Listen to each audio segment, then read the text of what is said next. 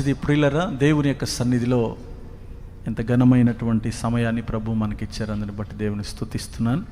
అందరూ అలా సంతోషంగానే ఉండండి, నవ్వుతూనే ఉండండి. దేవుని వాక్యాన్ని విందాం. ఈరోజు మన మధ్యలో దైవజనులు రెవరెండ్ ఐజక్ సన్నీ ఉన్నారు. దేవుని వాక్యాన్ని మనకు అందించడానికి షారోన్ ప్రార్థనా మందిరం బీ క్యాంప్లో పరిచర్య చేస్తున్న సేవకులు, దేవుని చేత అభిషేకించబడి అనేక ప్రాంతాల్లో దేవుని కొరకు బలంగా వాడబడుతున్న సేవకులు, ప్రియమైన తమ్ముడు, నేను ప్రేమతో ఆహ్వానించిన వెంటనే మన మధ్యకు వచ్చి దేవుని వాక్యాన్ని అందించడానికి వచ్చారు. అందుని బట్టి దైవ సేవకునికి నా హృదయపూర్వక వందనాలు తెలియజేస్తూ ఉన్నాను. సమయాన్ని నేరుగా దైవ సేవకులుగా అప్పచేద్దాం. చప్పట్లు కొడుతూ ఆహ్వానిద్దాం.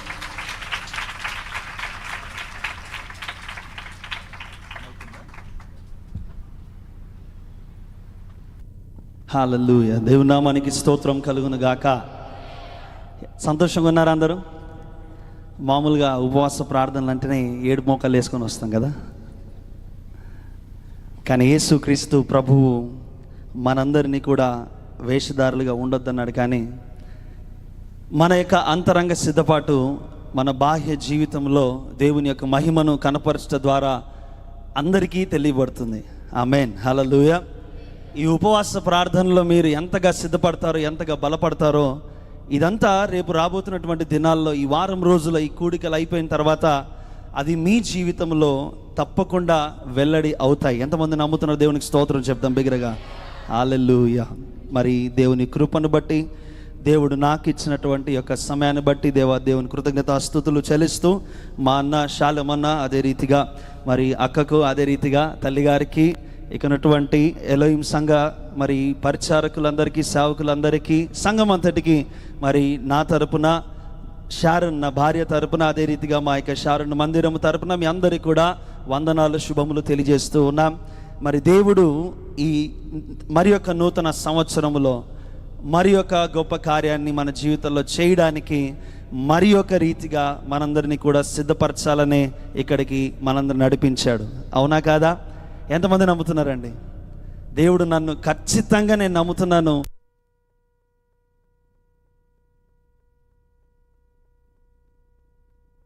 హల్లెలూయా. మంచిది. మరి వాక్యంలోనికి మనం వెళ్ళిపోదాం. ప్రియ దేవుని బిడ్డలారా, జాగ్రత్తగా గమనించండి. ఈ గడిచిన ఉపవాస ప్రార్థనలో నుండి ఈ ఉపవాస ప్రార్థనల వరకు మీ జీవితం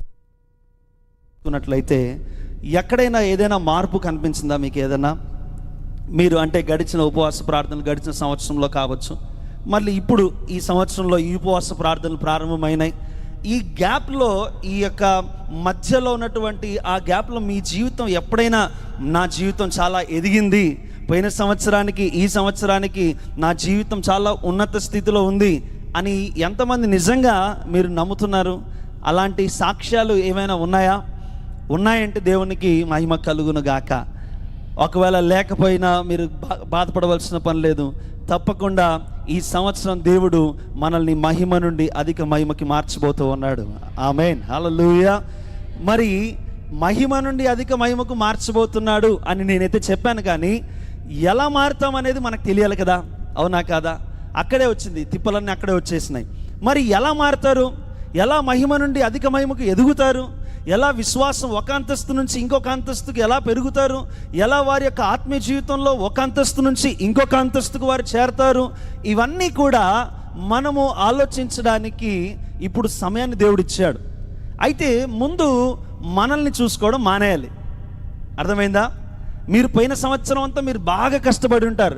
నేను ఎట్లయినా కానీ ఈ ఉపవాస ప్రార్థనలో ఒక తీర్మానం చేసుకున్నాను, నేను ఇలా బ్రతకాలి, అలా బ్రతకాలి, నేను ఈ పని చేయాలి, ఆ పని చేయాలి, దేవుని విషయాల్లో నేను అలా ఉండాలి, ఇలా ఉండాలి, సంఘ విషయంలో, పరిచర్య విషయంలో, సేవకుని విషయంలో, నా కుటుంబ విషయంలో నేను ఇవన్నీ నిర్ణయాలు తీసుకున్నాను, ఇవన్నీ తీర్మానాలు తీసుకున్నాను.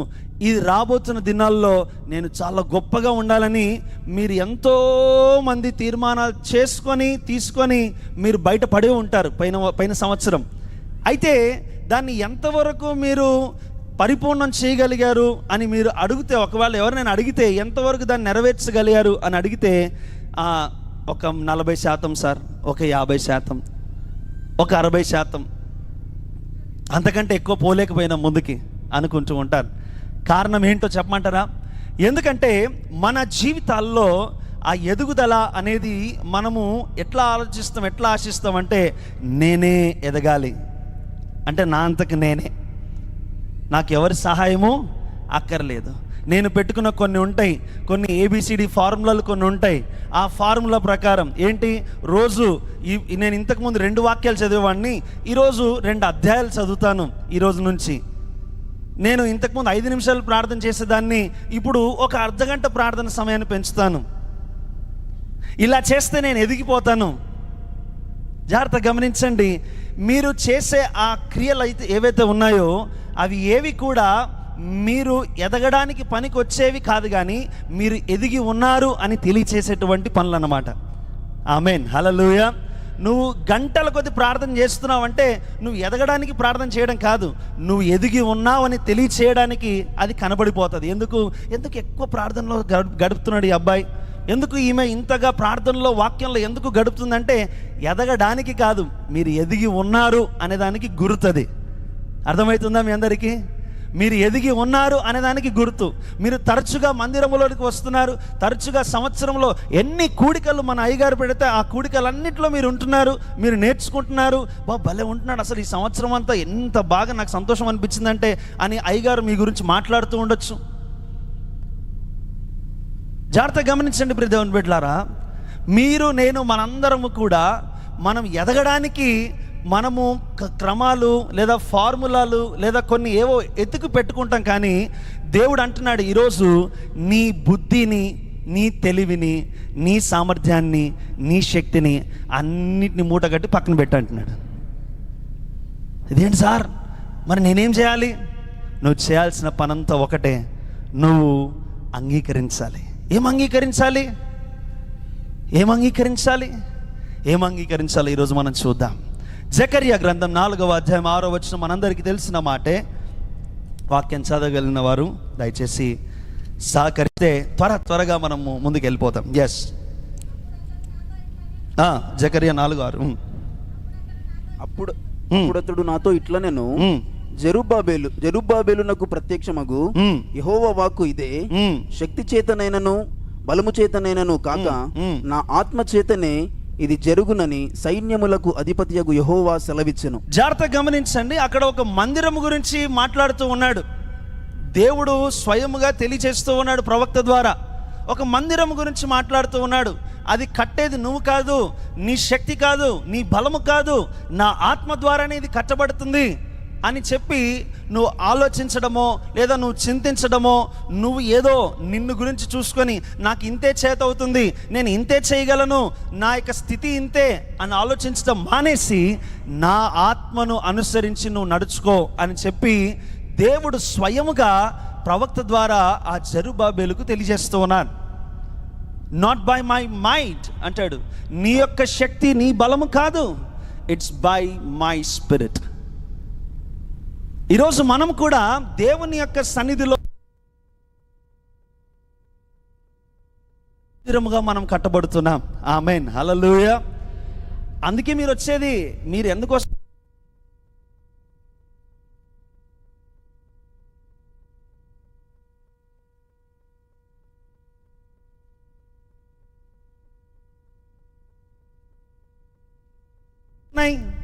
దేని కొరకు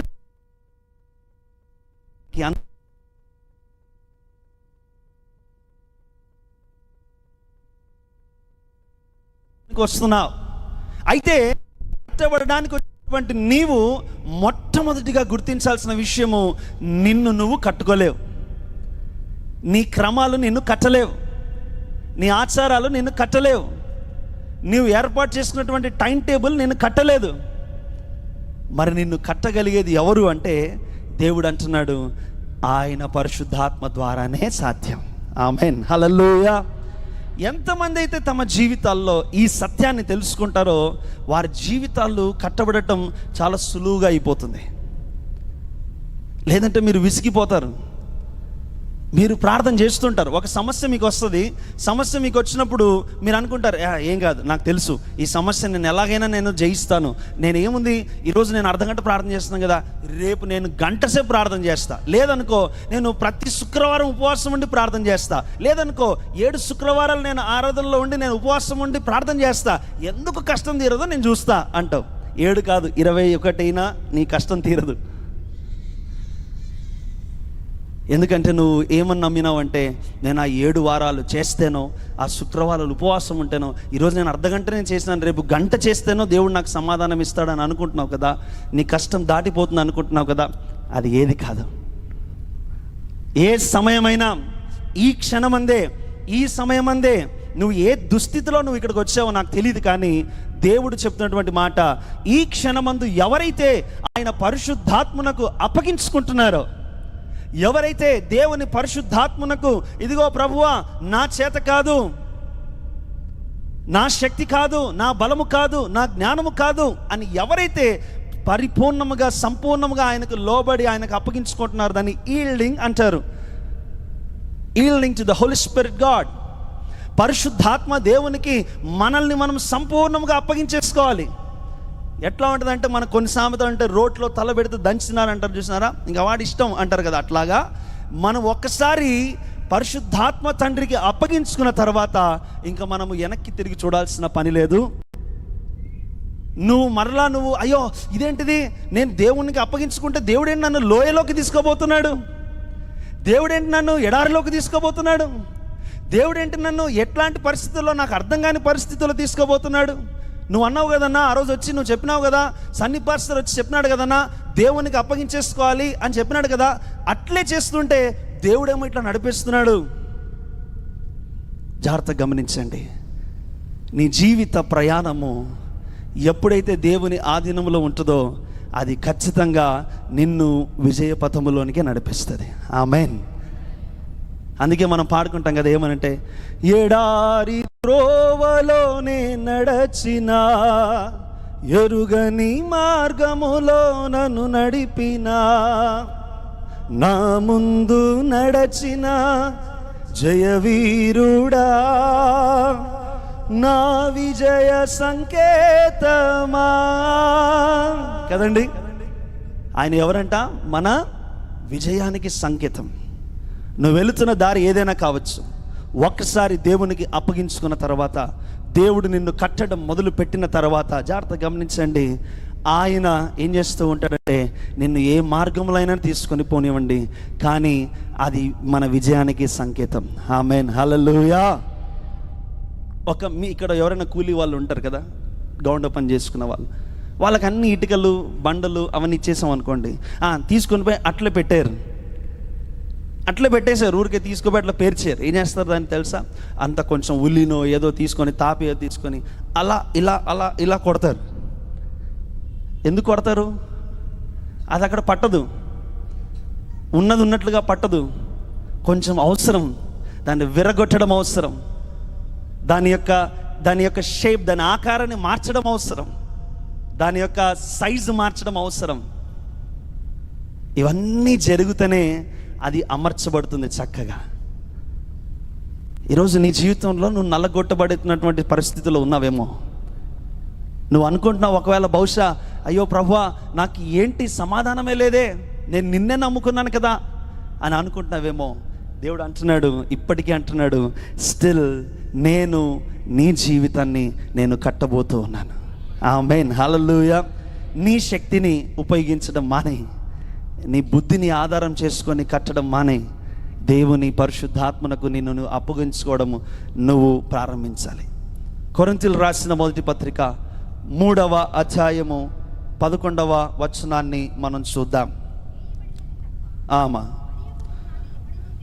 వేయబడినది తప్ప మరి ఒక పునాది ఎవడును వేయనేరడు. ఈ పునాది, జాగ్రత్తగా గమనించండి, యేసుక్రీస్తు అనేటువంటి ఈ పునాది మన యొక్క జీవితంలో వేసేది పరిశుద్ధాత్మ దేవుడే. అర్థమవుతుందా? యేసుక్రీస్తు అనే ఈ పునాది అంటున్నాడు కదా, ఈ పునాది మన జీవితాల్లో వేసేది ఎవరు దీన్ని అంటే ఇది కట్టడం, నేను ఇందాక అన్నాను కదా, ఎవరు కడుతున్నారమ్మా, ఎవరు కడుతున్నారంట? పరిశుద్ధాత్మ దేవుడు. అలా కట్టాలి అంటే ఆయన ముందు ఏం చేస్తున్నాడు? పునాది వేస్తున్నాడు. ఆ పునాది క్రీస్తు అనేటువంటి పునాదిని ఎవరు వేస్తున్నారంట? పరిశుద్ధాత్మ దేవుడే. యేసుక్రీస్తు ప్రభు యొక్క రక్షణ అన్నిటికీ పరిష్కారమా అని ఆలోచన చేస్తే, మీరు రక్షింపబడినారంటే కేవలం మీరు తలుపులు తెరుచుకొని లోపలికి వచ్చినారు అంతే. మీ గమ్యం చేరలా, మీ గమ్యాన్ని ఇంకా మీరు చేరలేదు. ఆ నిత్య రాజ్యమైనటువంటి గమ్యానికి మీరు చేరాలి అంటే కేవలం రక్షణ అని నీవు అది రక్షణ పొందుకున్నాను, బాప్తిస్మం పొందుకున్నాను, ఇంకా అక్కడితో అయిపోయింది అమ్మయ్య అనుకుంటే కుదరదు. ఇప్పుడే నువ్వు కట్టబడుతూ ఉండాలి. ఇప్పుడే నీవు బలమైనటువంటి స్థిరమైనటువంటి పునాదిని నీ జీవితంలో కలిగి ఉండాలి. ఆ పునాది యేసుక్రీస్తే అంటున్నాడు. కానీ ఆ పునాది వేసేది మాత్రం ఎవరంట?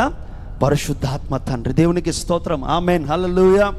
ప్రియ దేవుని బిడ్డలారా, అంటే దాని అర్థం ఏంటి అని కొంచెం లోతునకు ఆలోచన చేస్తే, గలతీయులకు రాసిన పత్రిక 4వ అధ్యాయం 19వ వచనానికి మనం వెళ్ళిపోదాం. గలతీయులకు రాసిన పత్రిక 4వ అధ్యాయం 19వ వచనం. అమ్మా, క్రీస్తు స్వరూపము. అమ్మా ఏమంటున్నాడు అక్కడ? క్రీస్తు స్వరూపము మనలో ఏర్పడు వరకు నీ విషయమై మరలా నాకు ప్రసవ వేదన కలుగుచున్నది. అంటే ఒక సేవకుని యొక్క వేదన, ఒక సేవకుని యొక్క బాధ రక్షణ వరకే అని ఆగిపోయింది అనుకోండి, ఒక వ్యక్తి రక్షింపబడటం వరకే అని ఆగిపోయింది అనుకోండి, ఏమైపోతుంది తెలుసా? ఆ వ్యక్తి తర్వాత ఏమవుతాడు? ఎట్లుంటుందంటే, పెళ్లి చేసి నీ సంసారం నువ్వు చేసుకోపోరా అని వదిలేస్తారు, బాగానే ఉంటుంది. కానీ తర్వాత ఆ పెళ్ళిలో వచ్చే సమస్యలను ఎవరు తీర్చాలి? వచ్చి కూర్చుంటాడు ఇంట్లో. నువ్వేమో కట్టి పెట్టినావు, నువ్వేమో పెళ్లి చేసుకోమన్నావు, నేను ఒంటరిగా నేను ఒక్కడిని బతుకుతానంటే తీసుకోబోయి నన్ను గొర్రెలాగా బలిచ్చినావు, ఇప్పుడు నన్ను ఏం చేయమంటావు అని ఎవరి దగ్గరికి వస్తారు? ఎవరైతే పెళ్లి చేశారో వాళ్ళ దగ్గరికి వస్తారు. అవునా కాదా? కరెక్టా కాదా? ఈరోజు మీ ఆత్మీయ జీవితంలో కూడా యేసుక్రీస్తు ప్రభువును రక్షకునిగా అంగీకరించిన మీ అందరూ కూడా ఎవరైతే ఉన్నారో మిమ్మలను కట్టేటువంటి ఆ యొక్క బాధ్యత సేవకులుగా మా పైన ఉంటూ ఉన్నది. ప్రసవ వేదన ఎప్పుడు పుడుతుందంటే, నువ్వు రక్షింపబడనంత వరకు కాదు, రక్షింపబడిన తర్వాత నీలో క్రీస్తు సారూప్యము పూర్తిగా, అక్కడ అంటాడు చక్కగా ఉంటుంది, until Christ is formed in you. మీలో క్రీస్తు పరిపూర్ణముగా రూపించబడు వరకు. హల్లెలూయా. అదే అసలైన పునాది. పునాది అంటే అర్థం ఏంటంటే, యేసు ప్రభు తెలుసుకొని పక్కకి వెళ్ళిపోవడం కాదు, యేసు ప్రభు రక్షణను అంగీకరించానని పక్కకి వెళ్ళిపోవడం కాదు. యేసుక్రీస్తు ప్రభు యొక్క ప్రత్యక్షత నీ జీవితంలో నువ్వు అర్థం చేసుకోవాలి. నీ జీవితంలో యేసు ప్రభు కిరాణం కొట్టోడా? నీ ఇంట్లో బియ్యం, పప్పు, ఉప్పు అయిపోతే అడుక్కొని తెచ్చుకోవడానికి. నీ జీవితంలో యేసుక్రీస్తు ప్రభు ఒక ఆర్ఎంపీ డాక్టరా? నీకేదో మందులు వస్తే ఏ దానికైనా ఒకటే సూదేస్తారు వాళ్ళు, ఒకటే సూది వేయించుకొని రావడానికి. నీ జీవితంలో యేసుక్రీస్తు ప్రభు ఒక బ్యాంకా? నీకు లోన్లు ఇచ్చి అప్పులు తీర్చడానికి. ప్రత్యక్షతలు ఇవే. ప్రత్యక్షతలు అంటే ఇదే. యేసు ప్రభు కూడా అదే అడుగుతాడు. నేను ఏమై ఉన్నాను అని అడుగుతాడు. ఏమంటున్నారు నా గురించి? నేను ఏమై ఉన్నానో చెప్పండి. ఏమంటున్నారు అందరూ అంటే, సార్ ఒకరు ఏలియా అంటారు, ఒకరు ఇర్మియా అంటారు, అది ఇది అంటారు, యోహాను మళ్ళీ పుట్టాడా అని అంటున్నారు. సరే, వాళ్ళందరూ కాదబ్బాయి, మీరేమనుకుంటున్నారు? సార్ మేము ఏమనుకోవడం లేదు, మాకు తెలిసింది ఒకటే, నీవు జీవము గల దేవుని కుమారుడవు అన్నాడు. వెంటనే యేసు ప్రభు అంటాడు, ఇదిగో సీమోను బర్యోనా, నువ్వు ఏం చేసావు తెలుసా? నువ్వు మనుషులు చెప్పిన విషయం కాదు, నా తండ్రి నీకు బయలుపరిచిన విషయం ఏదో దానిని నీవు బయటికి చెప్తున్నావు. ఇప్పుడు ఇది నా తండ్రి వలననే నీకు అనుగ్రహించబడి ఉన్నది. ఆమేన్. ఈరోజు యేసుక్రీస్తు ప్రభువుని గురించి నీకు ప్రత్యక్షత పరిశుద్ధాత్మ దేవుడే అనుగ్రహిస్తాడు. యేసుక్రీస్తు ప్రభు దృష్టికి నువ్వేమై ఉన్నావో అనే ప్రత్యక్షత పరిశుద్ధాత్మ దేవుడే నీకు అందిస్తాడు. యేసుక్రీస్తు ప్రభు నీ దృష్టిలో ఏమై ఉన్నాడో అనే ప్రత్యక్షత కూడా పరిశుద్ధాత్మ దేవుడే. అపోస్తలుడైన పౌలు సౌలుగా ఉన్న కాలంలో వెంటపడి వారిని హింసించాడు. కానీ యేసుక్రీస్తు ప్రభువు ఆయనే పునరుద్ధారుడై తిరిగి లేచిన దేవుడని తెలుసుకున్న తర్వాత ఈ పునరుద్ధారుడైన యేసుక్రీస్తు ప్రభువునే పౌలు భక్తుడు ప్రకటించడం ప్రారంభించాడు. ఆమేన్, హల్లెలూయా. ఈరోజు నువ్వు యేసుని గురించి ప్రకటించాలంటే ముందు నీకు ఒక ప్రత్యక్షత ఉండాలి. యేసు ప్రభుని గురించి ఊరికే సార్ మా సార్ చెప్పినాడు సార్, మీ సార్ ఎన్ని రోజులని చెప్తాడు. మీ సార్ చెప్పినందుకు ఒకటి దేవుడు నమ్ముకోడు. నువ్వు ఏం చెప్తావో, నీకు దేవుడు ఏమై ఉన్నాడో, నీ జీవితంలో వ్యక్తిగతంగా ఎలాంటి పాత్ర ఆయన పోషిస్తున్నాడో. సార్ నేనేం చేస్తా అంటే ఆదివారం తీసి బయట పెడతా యేసు ప్రభుని, సోమవారం నుంచి శనివారం మరలా గూట్లో పెట్టి మంచిగా లోపల క్యాండిల్ పెట్టింటాం, బైబిల్ పెట్టింటాం కదా, టైల్స్ వేసింటాం యేసుప్రభు రూపంలో. అంతే సార్, అక్కడ వరకే. ఆదివారం మాత్రం వస్తాయి మాకు యేసుప్రభు మాటలు, యేసుప్రభు పాటలు, యేసుప్రభు అస్సలు ఇంకా అసలు ఆగం. అందుకే మన జీవితాలు ఆగి ముందుకు సాగి, ఆగి ముందుకు సాగి, అట్లా స్పీడ్ బ్రేకర్లు ఎందుకు వస్తున్నాయంటే కారణం ఇదే. ఎనీ క్రిస్టియన్ లైఫ్, ఏ క్రైస్తవ జీవితమైనా సరే, అది ఎదుగుదలను, అభివృద్ధిని పొందుకోవాల్సినటువంటి జీవితమే తప్ప అది ఎక్కడ ఆగిపోవడానికి వీల్లేదు. ఆమేన్, హల్లెలూయా. ఆగిపోయే ప్రసక్తే లేదు. చెప్పండి అందరు పక్కన వాళ్ళతో, ఆగిపోయే ప్రసక్తే లేదు. వాడు ఎవడో ఏం లేనోడే తగ్గేదేలా అంటున్నాడు. మనం అనాల ముందు ఏయ్ నా యేసయ్య నన్ను ఏం చేస్తాడు, ఎంత బాగా ఇంతసేపు మంచి వాక్యం చెప్తే ఎవడు పట్టించుకోడు, ఆడు ఎవడో డైలాగ్ చెప్తే మాత్రం అందరూ నవ్వుతున్నారు. ఈ లాస్ట్ నుంచి చాలా వరకు నవ్వుతున్నారు అందరు. దొరికిపోతారు. జాగ్రత్త గమనించండి ప్రియదేవుని బిడ్డలారా. పరిశుద్ధాత్మ దేవుడు మన జీవితాల్లో కట్టాలి. పరిశుద్ధాత్మ దేవుడు మన జీవితాల్లో క్రీస్తు అనేటువంటి పునాది వేయాలి. క్రీస్తు అనే పునాది అంటే యేసు అనే రక్షకుడు, క్రీస్తు అంటే అభిషిక్తుడు తెలుసుకోవడం వరకు కాదు.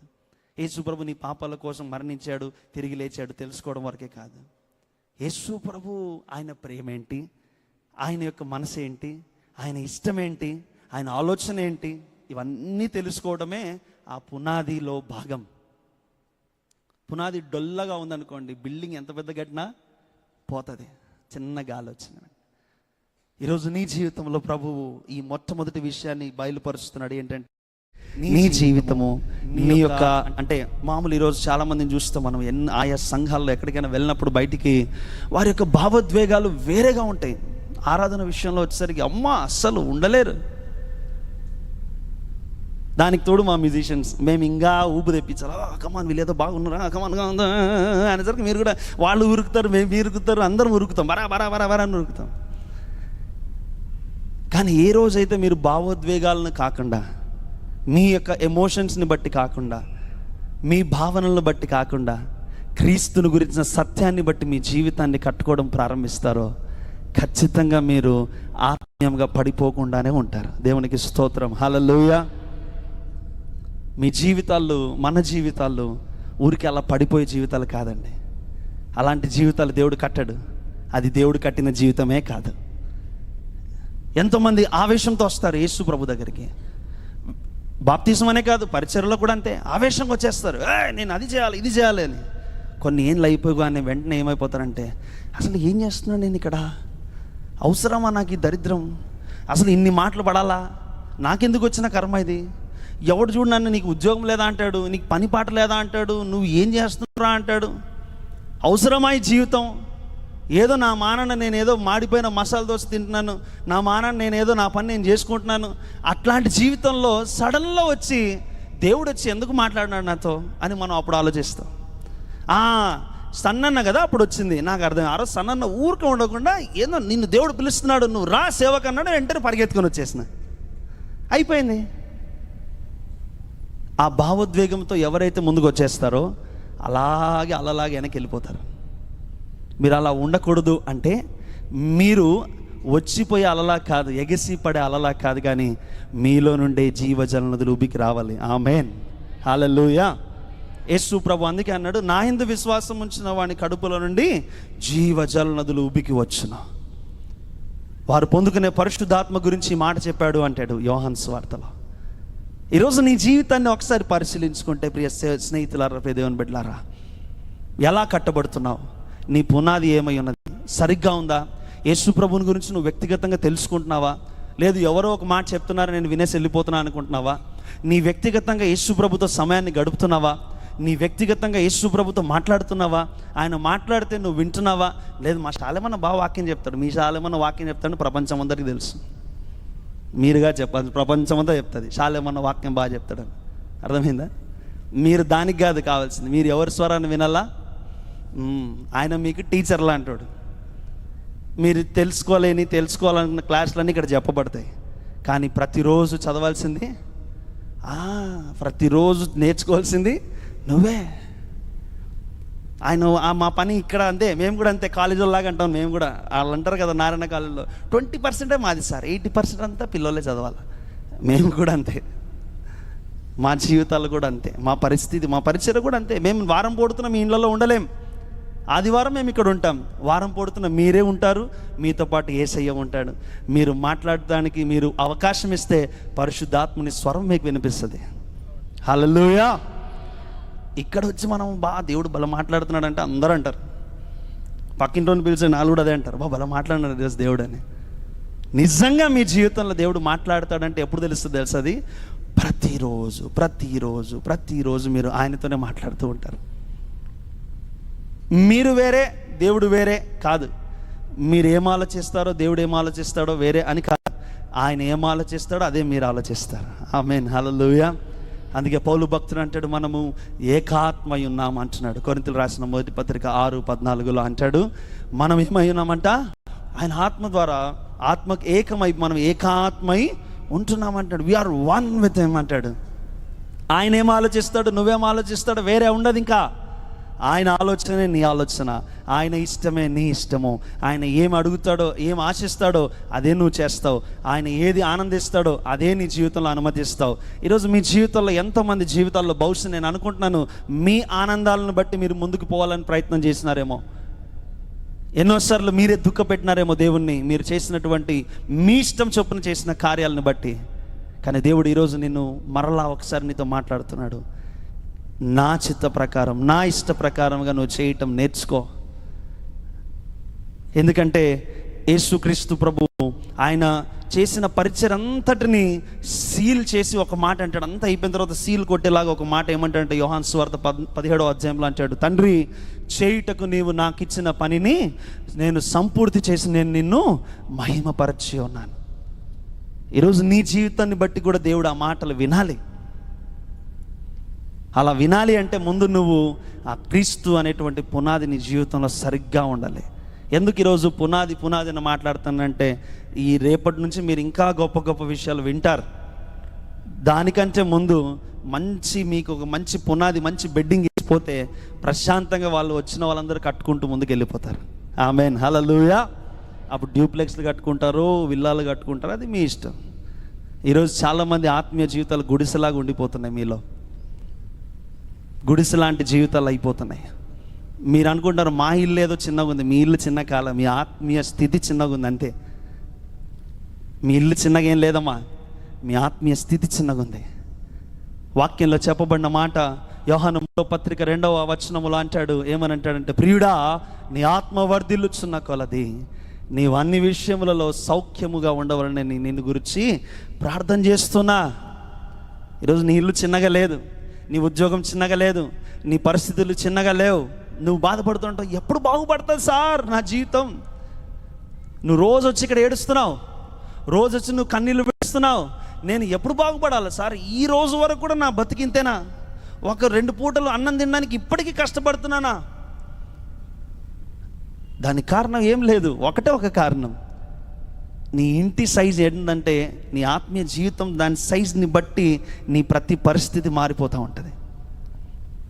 ఈరోజు ఎందుకో ఇక్కడ ఉన్నటువంటి మీలో చాలామందికి నేను అనుకుంటున్నాను, ఒకవేళ దేవుడు ఈ మాట చెప్పనివ్వండి, దేవుడు ఒకటే ఒక ఆశపడుతున్నాడు, God doesn't want you to stay where you are. మీరు ఎక్కడైతే ఉన్నారో ఆత్మీయ జీవితంలో అక్కడే ఉండిపోవడం దేవుడు ఇష్టపడడం లేదు. మీరు చాలామంది చాలా ఏళ్ళుగా ఒక చోట ఆగిపోయినారు, ఇంతే చాలా సార్ నాకు అనుకుంటా.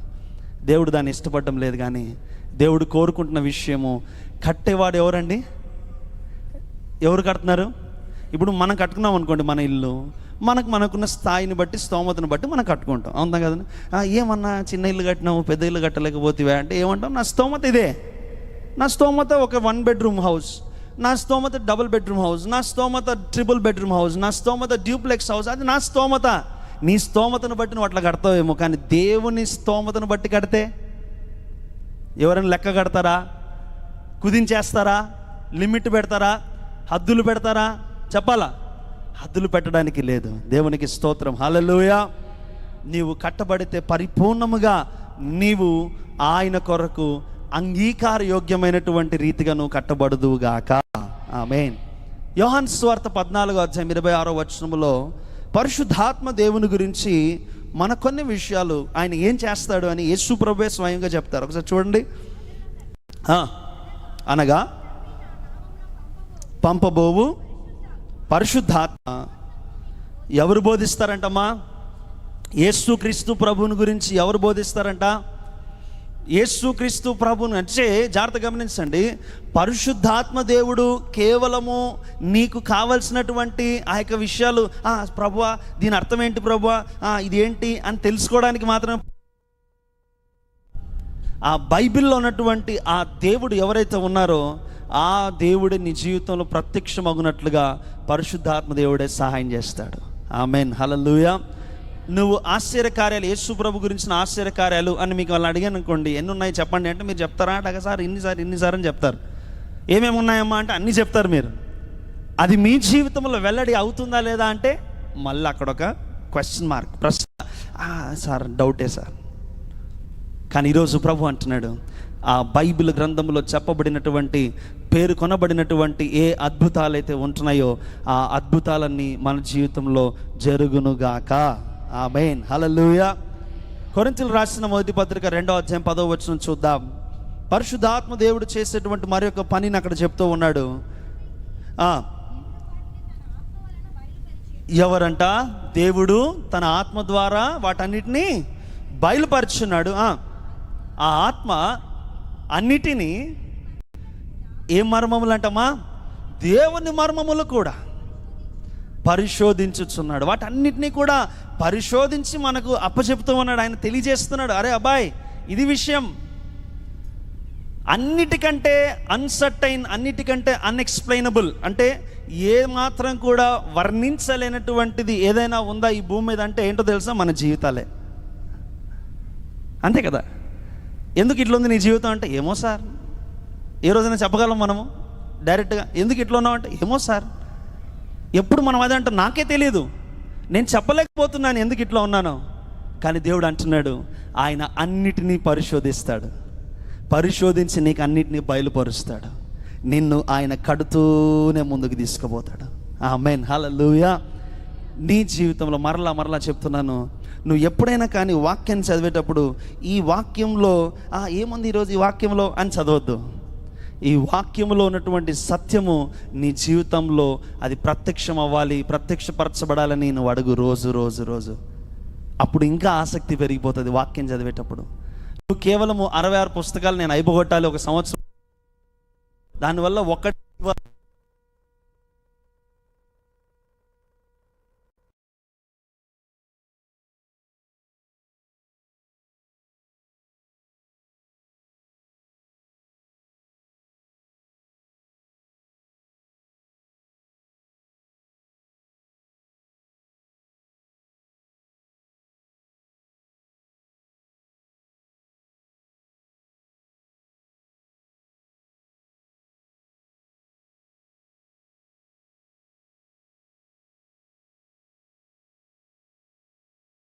వర్ణించేవాడు కాదు, కానీ అన్నిటినీ గూఢమైన వాటిని కూడా విప్పి అన్నిటినీ బయటికి తీసుకొస్తాడు. Yes, this is your life.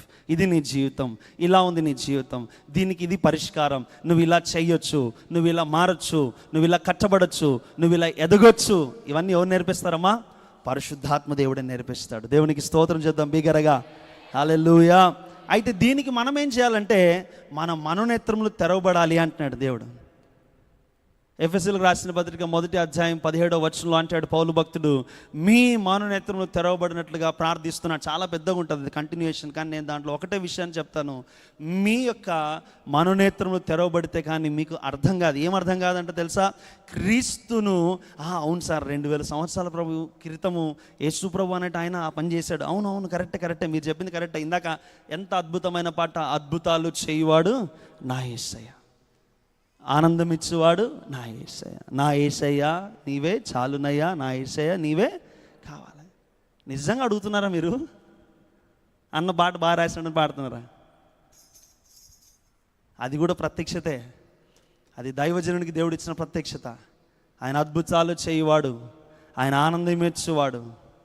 హల్లెలూయా. అది ప్రత్యక్షత అంటే నా యేసయ్య ఇప్పుడు నువ్వు అద్భుతాలు చేయవాడివి కదా, ఇప్పుడు నా జీవితంలో జరిగి తీరాలి. అంతే, అదే ప్రత్యక్షత అంటే. నువ్వు ఆశ్చర్యక్రియలు చేయవాడవు కదా, నువ్వు ఆనందం ఇచ్చేవాడివి కదా. నేను బాగలేదు నా పరిస్థితి, నాకు ఆనందం కొదువైంది, నాకు ఆనందం ఇచ్చి తీరాలి నువ్వు ఇప్పుడు. అర్థమైందా?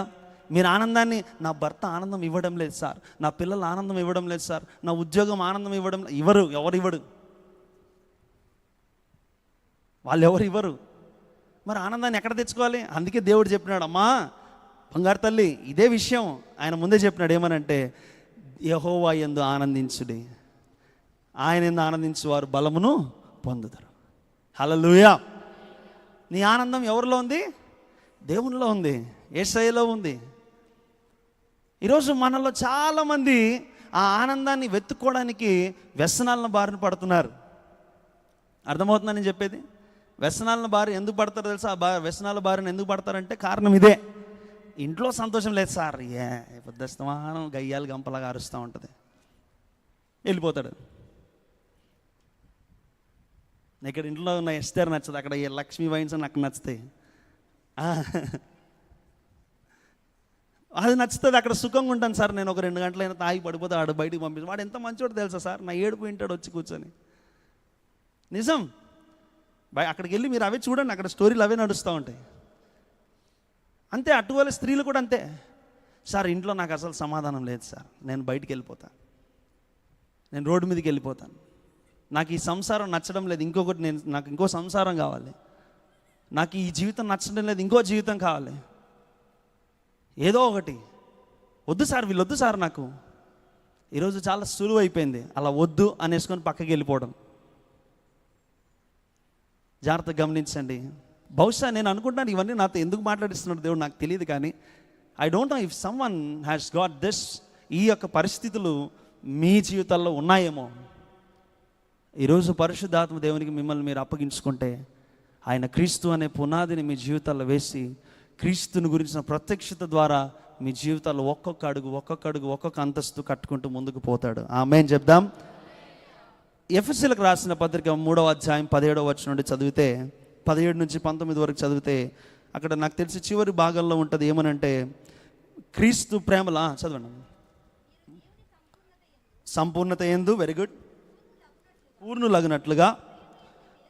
అమ్మ చూడండి, అక్కడ అంటున్నాడు క్రీస్తు యొక్క సంపూర్ణత ఎప్పుడు మన జీవితంలో కలుగుతుంది అంటున్నాడు. అంటే అక్కడ చెప్పండి అమ్మ, చదవండి. పూర్ణులగునట్లు ప్రేమయందు వేరుపారి, దేనిలంట స్థిరపడి, ఇంకా చాలా అక్కడ ఆగిపోదాం. అంటే నీ జీవితంలో ఆ క్రీస్తు అనేటువంటి పునాది సంపూర్ణముగా మీ జీవితంలో బలముగా ఉండాలి అంటే, క్రీస్తు యొక్క ప్రేమ ఏంటో, ఆ ప్రేమను మీరు తెలుసుకోవడం మాత్రమే కాదు, ఆ ప్రేమలో మీరు వేరు పారాలి అంటున్నాడు. తెలుసుకొని యేసు ప్రభు ప్రేమిస్తాడు, యేసు ప్రభు పాపులను క్షమిస్తాడు, యేసు ప్రభు తాగుబోతులను క్షమిస్తాడు, యేసు ప్రభు పలానా వ్యభిచారంలో ఉన్న వాళ్ళని క్షమిస్తాడు. అక్కడితో అయిపోదు. యేసు ప్రభు ఎలా క్షమించాడో నేను కూడా క్షమించాలి. అర్థమవుతుందా? ఇక్కడ చిక్కు, ఇక్కడ వచ్చింది అసలైన ప్రశ్న. క్రీస్తు ప్రేమలో వేరుపారి ఉండటం అంటే మీరు బహుశా అనుకోవచ్చేమో, క్రీస్తు ప్రేమలో అది ఏదో బాగుంది రైమింగ్ అనుకోవచ్చు. కాదు. ఏ విషయంలో అయినా సరే క్రీస్తు ప్రేమతోనే మీరు ఆలోచిస్తారు.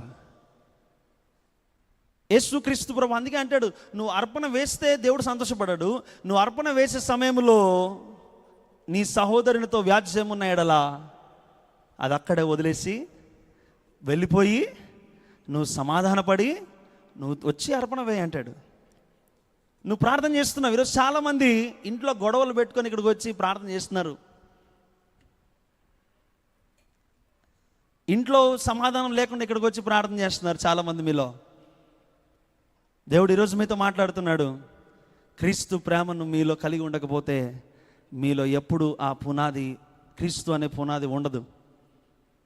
క్రీస్తు అనేటువంటి ఆ యొక్క పునాది మీ జీవితంలో స్థిరముగా ఉండాలి అంటే ఆయన ప్రేమలో మీరు వేరు పారాలి. క్రీస్తు ప్రేమ ఏం చేస్తుందంటే తెలుసా? ఆయన శత్రువులను సైతము ఆయన ఏం చేశాడు? తండ్రి వీరేమి చేయించున్నారో, there might be some sort of unforgiveness in your life, in your heart. నీ జీవితంలో ఒకవేళ బహుశా క్షమించలేకుండా ఉన్నటువంటి గుణం ఏదైనా ఉందేమో.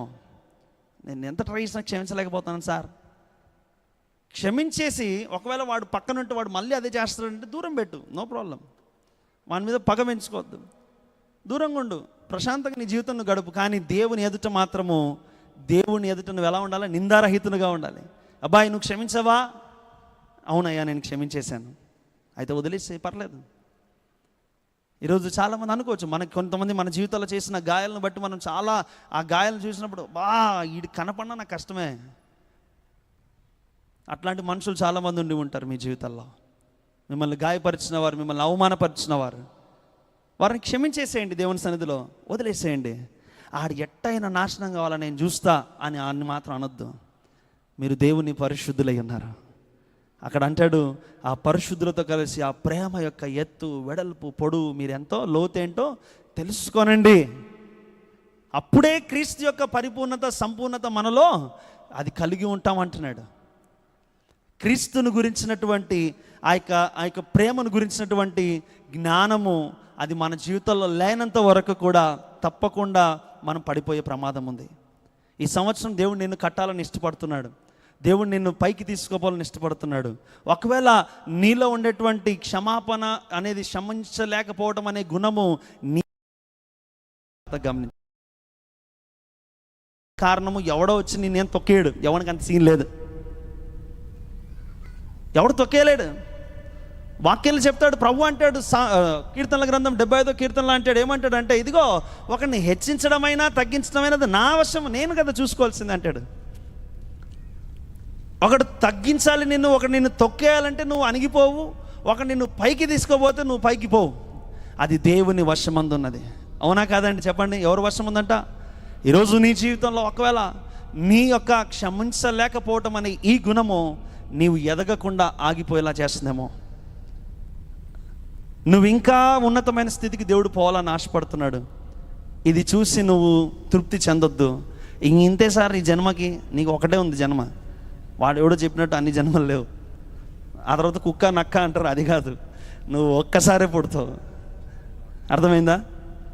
నువ్వు ఒక్కసారే పుడతావు. శరీరరీతిగా, ఆత్మీయంగా మరలా నూతనంగా జన్మించాలి. అప్పుడు నీకు ఒకే మరణం ఉంటుంది. శరీరరీతిగా, ఆత్మీయంగా నువ్వు నిత్య జీవంలో తండ్రితో నీవు ఉంటావు. ఆమేన్, హల్లెలూయా. నువ్వు ఒకవేళ ఉన్నావేమో క్షమించలేకుండా, ఈ రాత్రికాలం దేవుని సన్నిధిలో క్షమించేసి వదిలేసి మర్చిపో వాళ్ళ గురించి. Forgive and you forget them. నువ్వు క్షమించేస్తాను సార్ అని మళ్ళీ ఇంటికి పోయి, వాడు మాత్రం సార్ ఏమైనా చెప్పి ఇది మాత్రం నేను ఒప్పుకోలేకపోతున్నాను. దేవుడు కూడా అంటాడు, నువ్వు ఏమైనా చేయి, నేను కూడా ఒప్పుకోలేకపోతున్నా. If you want to see God's approval in your life, you must be filled and you must be rooted and grounded in the love of God. దేవుని యొక్క అప్రూవల్ అంటే ఆయన నీ జీవితంలో ఇది జరగాలి ఈ బిడ్డ జీవితంలో అనేది నువ్వు ఆ ముద్ర చూడాలని ఆశపడుతున్నట్లయితే, ఇది జరగాలని ఆమోదాన్ని నువ్వు చూడాలని ఆశపడుతున్నట్లయితే, అది జరగాలి అంటే నువ్వు ముందు దేవుని ప్రేమలో నువ్వు వేరుపారాలి. దావీదు ఊరికి అలా రాజైపోలేదు. దావీదును సౌలు వెంటపడుతున్నాడు, వీడిని ఎలాగైనా చంపేయాలనుకున్నాడు. చివరికి దావీదుకే అప్పచెప్పేశాడు దేవుడు సౌలును. దావీదు దేవుని ప్రేమతో సౌలును క్షమించేశాడు. అందుకు దావీదు దేవుని హృదయానుసారుడయ్యాడు. అందుకు దావీదు దేవునికి సింహాసనాన్ని ఇచ్చేశాడు. హల్లెలూయా. ఎందుకంటే దావీదుకి అర్థమైపోయింది, దేవుని యొక్క పగ తీర్చుకోవటం అది నా పని కాదు, అది దేవుని పని. ఈరోజు కూడా నీ జీవితంలో గాయపరిచిన వాళ్ళు చాలామంది ఉన్నారేమో. వారిని ఎట్లా వాళ్ళ నాశనాన్ని కోరుకుంటున్నావేమో. ఒకవేళ మానేసి పగ తీర్చుకునుట, వ్యాజ్యమాడుట నీ పక్షముగా అది దేవునికి వదిలేసి. అర్థమవుతుందా? ఆ పని చేద్దామా? దేవునికి స్తోత్రం. ఆమేన్. మరొక మాట నేను చెప్పి ముగిస్తాను. కొరింథీయులు రాసిన 2వ పత్రిక 3:18 మనందరికీ తెలిసిన వచనమే. ఆ ఆత్మ తానే మనలను, చదవండి ఒకసారి. ముసుగులేని ముఖముతో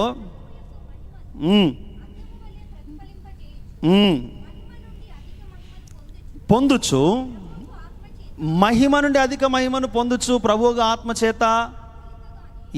ఏ పోలిక? క్రీస్తునకు కలిగి ఉన్నటువంటి పోలిక. యేసుక్రీస్తు ప్రభు ఏ పోలికలో ఉన్నాడో ఆ పోలికలోనికి నిన్ను మార్చేటువంటి ఆ యొక్క మాస్టర్ స్కల్ప్టర్ అంటారు. అంటే ఆ యొక్క శిల్పి ఎవరమ్మా? పరిశుద్ధాత్మ దేవుడే. హల్లెలూయా. నిన్ను, అదే నేను అన్నాను కదా, ఇటుక ఉన్నట్టు అటు పేర్చేయడు. కొన్నిసార్లు ఇది వద్దులేమ్మా, ఇది తీసేద్దాం, అది చెడు, అది ఏదో, మొత్తానికి అది తీసేద్దాం, ఇది శరీర సంబంధమైనదిగా ఉంది, దాన్ని కట్ చేద్దాం, లేదులేమ్మా ఇది వద్దు, నువ్వు ఇది వద్దు, నీకు ఇంకా అందమైన జీవితాన్ని నేను ఇస్తాను. ఈరోజు చాలామంది వాళ్ళ సొంతంగా వారు ఆలోచించుకొని ఇదే నా జీవితము, ఇది అందంగా ఉంది అని చాలామంది అనుకుంటున్నారు. కానీ చివరికి దాని యొక్క వికార స్థితి ఆ అద్దంలో కనపడినప్పుడు, అరే ఎక్కడో తప్పు చేసిన అబ్బాయి, ఎక్కడో నేను రాంగ్ స్టెప్ వేసేసాను అనుకుంటారు.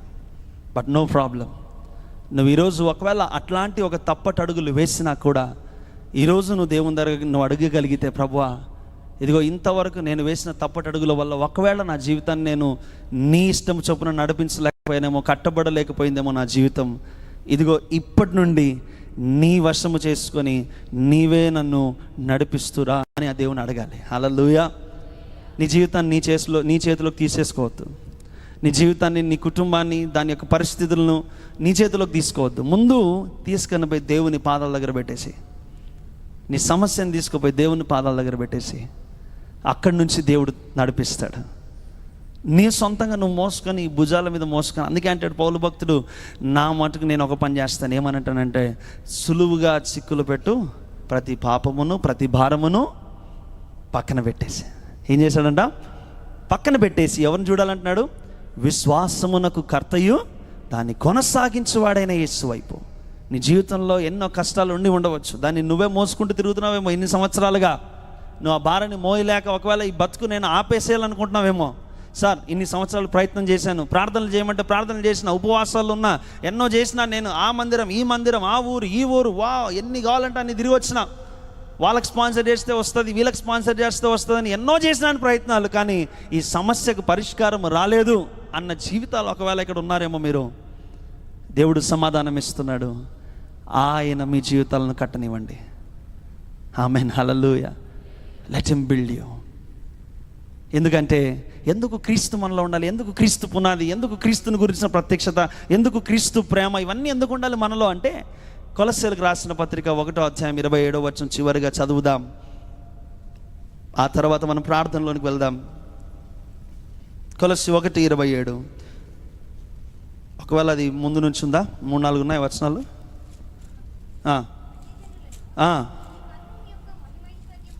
నీ మర్మము యొక్క మహిమైశ్వర్యం ఎట్టిదో అది అనగా, ఏమైనాడంట క్రీస్తు? ఎక్కడున్నాడంట ఆ క్రీస్తు ఇప్పుడు? అందరు చెప్పండి, నా యందు. అందరు చెప్పండి, నాలో. అందరు చేతులు చెప్పండి, నాలో క్రీస్తు ఉన్నాడు. నాలో క్రీస్తు ఉన్నాడు. క్రీస్తు నాలో జీవిస్తూ ఉన్నాడు.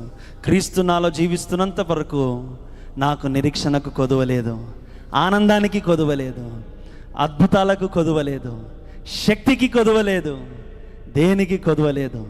దేవుని నామానికి స్తోత్రం. హల్లెలూయా. ఈరోజు ప్రియ దేవుని బిడ్డలారా, ఒక్క రోజులో అయితే ఇది అయిపోదు. అందుకే అన్నాడు మహిమ నుండి అధిక మహిమ. ఒక్కసారి చెప్పలేదు కదా, ఒక్కసారిగా పోలికలకు మార్చబడతా ఉన్నాడు ఎక్కడైనా. దేవుడు మీరే తెలివి ఉంటే దేవునికి ఇంకేంత ఉండాలి? మీరు అడుగుతారు కదా వెంటనే, కాదు సార్ నువ్వేమన్నావు ఇక్కడ, నువ్వేమన్నావు దేవుని ఆత్మను పొందుకొని ఆ ఆత్మ క్రీస్తులో మార్చేస్తాడు అన్నావు కదా, ఎక్కడ మారినాను?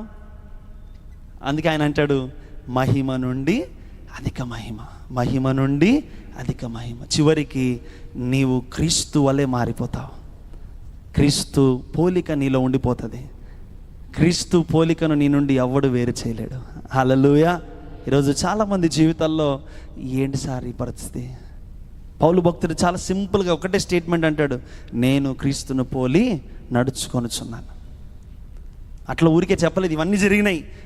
అన్నీ ఏమంటారు, కింద ముందు అన్ని గుంతలతో వేసి, పునాదులు అన్ని గుంతలతో వేసి, కాలమ్స్ వేసేసి, అన్నీ చేసి లాస్ట్కి ఒక బేస్ మఠం తయారు చేసినారు. అందుకే చాలా స్థిరంగా ఉన్నాడు పౌలు భక్తుడు. ఎన్ని మరణకరమైన స్థితులు వచ్చినా పౌలు భక్తుడు పడిపోలేదు. అదే పౌలు భక్తుడు ఇప్పుడు అంటున్నాడు, ఇదిగో ఆ యొక్క క్రీస్తుని గురించిన మర్మము, క్రీస్తుని గురించిన జ్ఞానము, క్రీస్తు ప్రేమను గురించిన జ్ఞానం, ఇవన్నీ కూడా పరిశుద్ధాత్మ దేవుడు మనకు అనుగ్రహిస్తాడు. ఆ ఆత్మ తానే మనలను యేసు ప్రభు పోలికలోనికి మారుస్తాడు. గనక మీరు చేయాల్సిన ఒకటే ఒక పని, ఆ ఆత్మకు మిమ్మల్ని మీరు అప్పగించుకోవాలి. దేవునికి స్తోత్రం చేద్దామా? కళ్ళు మూసుకుందాం, ప్రార్థన చేద్దాం. Major hallelujah. Thank you Jesus.